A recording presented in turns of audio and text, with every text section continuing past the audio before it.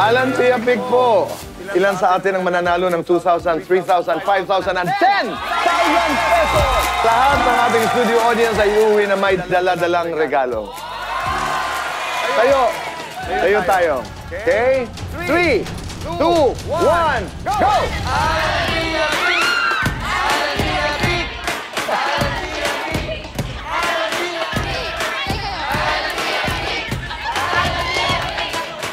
Oh, dito na yan.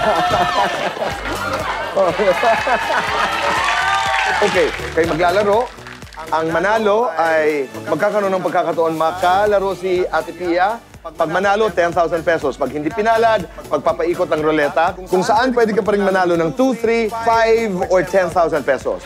Ang hindi naman papalarin ay uuwi na may daladalang 2,000 pesos. Are you ready? 3, 2, 1, go!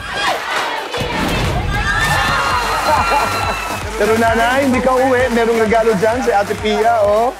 Ayan. Congratulations. Oh, ngayon, si Ate Pia ang iyong makakalaban. Okay. 3, 2, 1, go!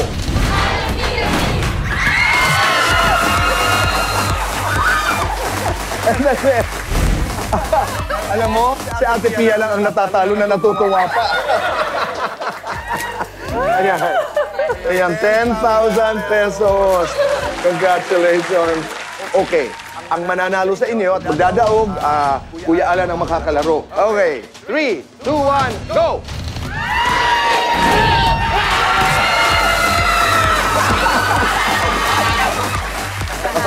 Oh, sa may 2,000 pesos ka. Salamat, salamat. Okay.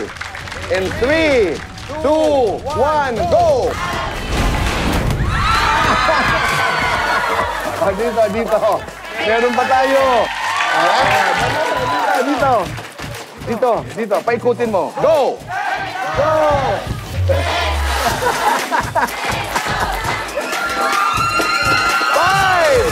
5,000 pesos! Hindi na nasa energy, kaya tagad. O, ayan. Bibigyan na kita ng ensaymada para bumalik ang lakas mo. Maraming salamat. JC Premier, maraming salamat. Luna Post, para sa ensaymada, maraming salamat. At yan ang ating ipamimigay sa ating studio audience ngayong gabi. Congratulations!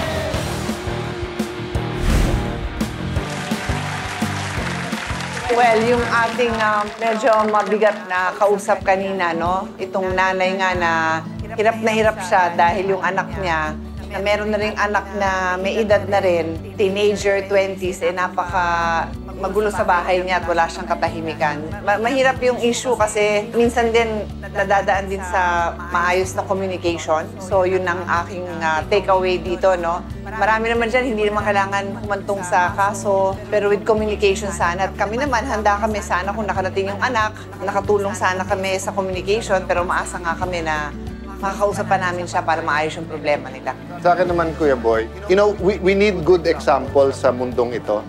And the best example is ang pamilya na nagre-respetuhan ng bawat isa. Mahirap po, mahirap. Pero kung gagawan talaga natin ng paraan, kaya po talaga yan.